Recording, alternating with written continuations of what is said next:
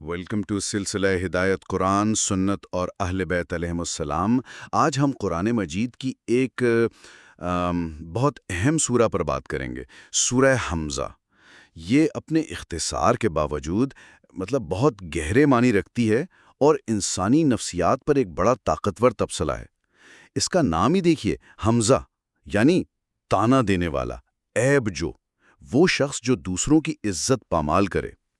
یہ مکی سورہ ہے اور اس کا جو بنیادی موضوع ہے وہ ہے آخرت پر ایمان، اور خاص طور پر دو خطرناک رویوں کی مذمت۔ ایک تو دوسروں کی تحقیر کرنا، اور دوسرا مال و دولت کی محبت میں اندھا ہو جانا۔ آج انشاءاللہ ہم آیت اللہ مکارم شیرازی اور علامہ محسن نجفی کی تفاسیر کی روشنی میں اس سورہ کے پیغامات کو سمجھنے کی کوشش کریں گے۔ اچھا، اس سورہ کی تلاوت کے کچھ فضائل بھی بیان ہوئے ہیں۔ جی، مثال کے طور پر امام جعفر صادق علیہ السلام سے روایت ہے، آپ فرماتے ہیں کہ فرض نمازوں میں اس سورہ کو پڑھنے سے فقر دور ہوتا ہے، اچھا، روزی میں اضافہ ہوتا ہے اور انسان بری موت سے محفوظ رہتا ہے۔ سبحان اللہ۔ اس کا شان نزول بھی بڑا اہم ہے۔ یہ مکہ کے یوں سمجھیں کہ دولت مند سرداروں کے بارے میں ہے جو اپنے مال کے نشے میں بالکل چور تھے۔ جی جی، اور وہ نہ صرف عام مسلمانوں کا بلکہ رسول اللہ صلی اللہ علیہ وآلہ وسلم کا بھی مذاق اڑاتے تھے، جی، ان کی عیب جوئی کرتے تھے۔ استغفر اللہ۔ تو یہ صورت دراصل مال کے غرور اور دوسروں کی تذلیل کے درمیان جو ایک گہرا تعلق ہے اس کو بے نقاب کرتی ہے، اور ایسے لوگوں کو ان کے ہولناک انجام سے خبردار کرتی ہے۔ تو آئیے اب آیات کا آغاز کرتے ہیں۔ اعوذ باللہ من الشیطان الرجیم، بسم اللہ الرحمن الرحیم، ویل لکل ہمزۃ لمزہ۔ آیت 1۔ ترجمہ ہے، ہر عیب جوئی اور تمسخر کرنے والے کے لیے ہلاکت ہے۔ یہاں ویل، یہ صرف افسوس نہیں ہے، یہ ایک شدید دھمکی ہے، عذاب کی، ہلاکت کی۔ جی، اب سوال یہ ہے کہ یہ حمزہ اور لمزہ کون لوگ ہیں؟ ہاں، یہ کیا فرق ہے ان میں؟ دیکھیے، یہ دونوں مبالغے کے صیغے ہیں، یعنی وہ لوگ جو بہت زیادہ عادتاً دوسروں کی برائیاں کرتے ہیں۔ بھی بیان کیے ہیں۔ جی، مثلاً کوئی کہتا ہے زبان سے عیب جوئی کرنے والا لمزہ ہے، کوئی کہتا ہے اشاروں سے، آنکھ سے، ہاتھ سے تحقیر کرنے والا حمزہ ہے، کوئی کہتا ہے سامنے عیب بیان کرنے والا، کوئی کہتا ہے پیٹھ پیچھے یعنی غیبت کرنے والا۔ یعنی غیبت بھی اس میں شامل ہے؟ جی ہاں، لیکن اصل نقطہ کیا ہے؟ اصل نقطہ یہ ہے کہ یہ دونوں الفاظ مل کر ہر اس قول و فعل کا احاطہ کر لیتے ہیں جس سے کسی انسان کی عزت نفس مجروح ہوتی ہو، صحیح، اس کی شخصیت کو توڑا جاتا ہو۔ بالکل۔ اسلام میں انسان کی عزت اور آبرو کو کتنی زیادہ اہمیت دی گئی ہے، اس کا اندازہ آپ اس آیت کی شدت سے لگا سکتی ہیں۔ واقعی یہ بہت سخت وعید ہے، اور یہ بات بھی غور طلب ہے کہ اسلام کس طرح انسانی وقار کے تحفظ پر زور دیتا ہے، چاہے وہ زبان سے کی گئی توہین ہو یا آپ نے جیسے کہا محض ایک حقارت بھرا اشارہ۔ جی بالکل۔ آج کل کے دور میں اگر دیکھیں تو سوشل میڈیا پر جو ٹرولنگ ہوتی ہے، دفتروں میں کردار کشی، ہاں بالکل، یہ سب اسی حمزہ اور لمزہ کی جدید شکلیں محسوس ہوتی ہیں۔ درست فرمایا آپ نے۔ تو کیا اس رویے کا کوئی خاص محرک بھی ہے؟ کیا قرآن آگے اس کا ذکر کرتا ہے؟ کیا مال و دولت کا اس میں کوئی کردار ہے؟ آپ نے بالکل صحیح نقطے کی طرف اشارہ کیا ہے۔ قرآن فوراً اسی بات کی طرف آتا ہے، اس عیب جوئی کے پیچھے چھپے اصل محرک کی طرف۔ اگلی آیت دیکھیے، الذی جمع مالا وعددہ۔ آیت 2۔ ترجمہ، جو مال جمع کرتا ہے اور اسے گنتا رہتا ہے۔ اچھا، یہ آیت جو ہے پچھلے رویے کو، یعنی تانا زنی اور عیب جوئی کو مال کی ہوس سے جوڑتی ہے۔ اچھا، تو یہ تعلق ہے ان میں؟ جی، گویا اکثر یہ تکبر اور دوسروں کی تحقیر کا جذبہ جو ہے، یہ مال و دولت کی فراوانی سے ہی پیدا ہوتا ہے۔ یہ وہ شخص ہے جس کی زندگی کا مقصد ہی بس مال جمع کرنا بن گیا ہے۔ بس یہی ایک مقصد۔ ہاں، وہ اسے بار بار گنتا ہے، صرف گنتی کے لیے نہیں بلکہ اس سے ایک نفسیاتی تسکین حاصل کرتا ہے۔ اچھا، اپنی بڑائی کا احساس کرتا ہے، وہ سمجھتا ہے کہ دولت ہی اصل قدر ہے، اور اسی پیمانے پر وہ دوسروں کو، خاص طور پر غریبوں کو، کمزوروں کو حقیر سمجھتا ہے، جی، ان کا مذاق اڑاتا ہے۔ یہاں عددہ، اسے گنتا رہا، یہ اس کے مال سے شدید لگاؤ اور انحصار کو ظاہر کرتا ہے۔ ایک اہم بات یہ سمجھنی چاہیے کہ اسلام نفس مال کی مذمت نہیں کرتا، نہیں، بالکل۔ اگر وہ جائز طریقے سے کمایا جائے، اللہ کی نعمت سمجھ کر صحیح جگہ خرچ کیا جائے۔ قرآن نے تو مال کو فضل اللہ بھی کہا ہے، خیر بھی کہا ہے۔ جی بالکل۔ مذمت اس مال کی ہے جسے مقصد حیات بنا لیا جائے۔ ہاں، جب وہ خود مقصد بن جائے۔ بالکل، جسے انسان پوجنے لگے، جو اسے قارون کی طرح سرکش بنا دے۔ صحیح۔ امام علی رضا علیہ السلام کی ایک بہت اہم حدیث ہے جو اس نفسیات کو اور کھولتی ہے۔ جی فرمائیے۔ آپ علیہ السلام نے فرمایا کہ مال 5 خصلتوں کے بغیر جمع نہیں ہوتا۔ 5 خصلتیں کون سی؟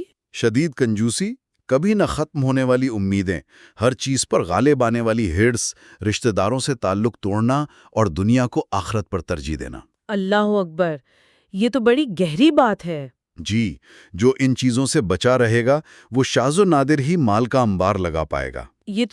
یہ تو انسان کی پوری داخلی کیفیت کا نقشہ کھینچ دیا گیا ہے۔ کیسے مال کی محبت آہستہ آہستہ انسان کی ترجیحات بدل دیتی ہے، اسے کنجوسی پر، ہرس پر اور یہاں تک کہ رشتوں کو نظر انداز کرنے پر مجبور کر دیتی ہے۔ بالکل۔ امام رضا علیہ السلام کی حدیث تو آج بھی اتنی ہی سچی لگتی ہے۔ جی ہاں۔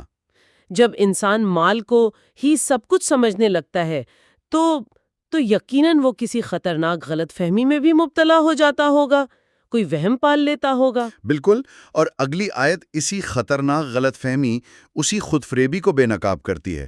یحسب ان مالہ اخلدہ۔ آیت 3۔ ترجمہ، وہ گمان کرتا ہے کہ اس کا مال اسے ہمیشہ کی زندگی دے گا۔ ہمیشہ کی زندگی۔ جی، یہ ہے مال پرستی کا کلائمیکس۔ وہ شخص یہ سمجھنے لگتا ہے کہ یہ جو میری دولت ہے، یہ مجھے موت سے، بیماری سے، آفات سے، ہر چیز سے بچا لے گی، مجھے ہمیشہ کی زندگی عطا کرے گی۔ لفظ اخلدہ، دیکھیے، یہ ماضی کا صیغہ ہے۔ اچھا۔ جس سے یہ اشارہ ملتا ہے کہ وہ سمجھتا ہے مال نے اسے پہلے ہی لافانی بنا دیا ہے، گویا وہ اب غیر فانی ہو چکا ہے۔ ہاں، وہ خود کو محفوظ اور غیر فانی تصور کرنے لگتا ہے۔ یہ کیسی عجیب بھول ہے۔ واقعی تاریخ بھری پڑی ہے ایسے لوگوں سے۔ قارون، اس کے خزانے اسے زمین میں دھنسنے سے نہیں بچا سکے۔ صحیح۔ فرعون اپنے پیچھے باغات، محلات چھوڑ گئے جو دوسروں کے کام آئے۔ بالکل۔ دیکھیں، انسان کے فطرت میں بقا کی خواہش ہے، وہ فنا سے گھبراتا ہے۔ جی، یہ تو ہے۔ یہ خواہش بجائے خود آخرت کا ایک ثبوت ہے کہ انسان کو ہمیشگی کے لیے بنایا گیا ہے۔ اچھا۔ لیکن یہ مال پرست شخص یہ اپنی بقا کا سامان فانی چیزوں میں تلاش کرتا ہے۔ ہاں، غلط جگہ تلاش کرتا ہے۔ بالکل، مال اس کے لیے ایک جھوٹا خدا بن جاتا ہے جو اسے ابدی زندگی کا دھوکہ دیتا ہے، اور یہی دھوکہ اسے مزید مال جمع کرنے اور دوسروں کو حقیر سمجھنے پر اکساتا رہتا ہے، کیونکہ وہ سمجھتا ہے کہ اس کا مقام اس کے مال کی وجہ سے محفوظ ہے۔ یہ نقطہ تو بہت گہرا ہے کہ بقا کی جو فطری انسانی خواہش ہے وہ کیسے غلط سمت میں چل پڑتی ہے، جی، اور فانی چیزوں سے وابستہ ہو جاتی ہے۔ مال کو ہمیشہ کی ڈھال سمجھ لینا یہ تو واقعی بہت بڑی خود فریبی ہے۔ یقیناً۔ اس پر اللہ تعالیٰ کا رد عمل یقیناً بہت فیصلہ کن ہوگا۔ جی ہاں، اللہ تعالیٰ اس وہم کو، اس گمان کو بڑی سختی سے رد فرماتے ہیں اور پھر اس تکبر اور مال پرستی کا حقیقی انجام بیان کرتے ہیں۔ کَلَّا لَيُنبَذَنَّ فِي الْحُطَمَةِ آیت 4۔ وَمَا أَدْرَاكَ مَا الْحُطَمَةُ آیت 5۔ نَارُ اللَّهِ الْمُوقَدَةُ آیت 6۔ الَّتِي تَطَّلِعُ عَلَى الْأَفْئِدَةِ آیت 7۔ یہ ترجمہ، 4۔ ہرگز نہیں، وہ ضرور چکنا چور کر دینے والی آگ میں پھینک دیا جائے گا۔ اچھا، اور تم کیا جانو کہ وہ چکنا چور کرنے والی کیا ہے؟ وہ اللہ کی بھڑکائی ہوئی آگ ہے۔ جو دلوں تک جا پہنچے گی یا دلوں پر چھا جائے گی۔ یا اللہ۔ کلا، یعنی یہ خیال کہ مال بچا لے گا، ہرگز نہیں، بالکل باطل ہے۔ لَيُنبَذَنَّ، اسے پھینکا جائے گا۔ لفظ نبض میں حقارت کا پہلو ہے، جیسے کسی بیکار چیز کو پھینک دیا جاتا ہے۔ اچھا، تحقیر کے ساتھ۔ جی، جی، یہ اس کے دنیاوی غرور کا انجام ہے۔ کہاں پھینکا جائے گا؟ فی الحطمہ۔ حطمہ یہ حتم سے بنا ہے، جس کا مطلب ہے توڑ پھوڑ دینا، ریزہ ریزہ کر دینا، چکنا چور کر دینے والی۔ جی بالکل، یہ ایسی آگ ہے جو ہر چیز کو ریزہ ریزہ کر دے گی۔ اس کی شدت کا عالم کیا ہے؟ یہ سوال وما ادراک ما الحطمہ خود بتا رہا ہے کہ انسان اس کا تصور بھی نہیں کر سکتا۔ یہ کوئی عام آگ نہیں، بلکہ نار اللہ الموقدہ، اللہ کی آگ ہے جسے اس نے خود بھڑکایا ہے اور جو ہمیشہ بھڑکتی رہے گی۔ اللہ کی طرف نسبت۔ جی، اللہ کی طرف نسبت ہی اس کی ہیبت ناکی کے لیے کافی ہے۔ بالکل۔ اور پھر پھر اس آگ کی ایک خاصیت بیان ہوئی ہے جو واقعی رونگٹے کھڑے کر دیتی ہے. جی التی تطلع علی الافئدہ، جو دلوں پر چھا جائے گی یا دلوں تک پہنچ جائے گی. دلوں تک؟ جی، دنیا کی آگ پہلے جسم کو جلاتی ہے، پھر اس کی تپش اندر تک جاتی ہے. ہاں. لیکن یہ آگ مفسرین کے مطابق یہ پہلے باطن کو پکڑے گی، یعنی دل و دماغ کو اپنی لپیٹ میں لے گی. او، اندر سے شروع ہوگی؟ جی، جہاں کفر، تکبر، حسد، مال کی محبت ان سب نے گھر بنایا ہوا تھا. اللہ اکبر. یہ عین انصاف ہے کہ جس دل نے دوسروں کی تحقیر کی، ان کے دلوں کو دکھایا، سزا کا آغاز بھی اسی مرکز سے ہو. یا خدا، یہ تصوری لرزا دینے والا ہے. جی، ایک ایسی آگ جو باہر سے نہیں اندر سے، دل سے شروع ہو. یہ تو دنیا کی آگ سے کتنی مختلف اور کہیں زیادہ اذیتناک ہوگی. یقیناً. کیا اس ہولناک آگ سے، اس حتما سے نکلنے کا کوئی راستہ ہوگا؟ کوئی فرار ممکن ہوگا؟ قرآن مجید اس کی بھی نفی کرتا ہے اور بتاتا ہے کہ یہ سزا حتمی ہے، دائمی ہے. اگلی آیات اسی پہلو کو واضح کرتی ہیں. انہا علیہم مؤصدۃ آیت 8. فی عمد ممددہ. آیت 9. ترجمہ: بے شک وہ آگ ان پر ہر طرف سے بند کر دی گئی ہوگی، بڑے بڑے ستونوں میں. بند کر دی گئی ہوگی. جی، مؤصدۃ یعنی وہ آگ ان پر اس طرح بند کر دی جائے گی کہ فرار کا کوئی راستہ نہ ہوگا، جیسے کوئی دروازہ مضبوطی سے بند کر دیا جائے. مکمل طور پر قید. بالکل. یہ ان کے دنیا میں مال کو تریوریوں میں بند کرنے کے عمل کا عکس بھی ہو سکتا ہے. اچھا. کہ جس طرح وہ دنیا میں مال کو محفوظ کرتے تھے، آخرت میں وہ خود عذاب میں ہمیشہ کے لیے قید کر دیے جائیں گے. اللہ. فی عمد ممددہ، لمبے لمبے ستونوں میں. اس کی سب سے واضح تفسیر یہ ہے کہ یہ جہنم کے دروازوں کو بند کرنے والے عظیم الشان ستون ہیں یا لوہے کی سلاخیں ہیں، جو اس بات کو یقینی بنائیں گی کہ کوئی باہر نہ نکل سکے.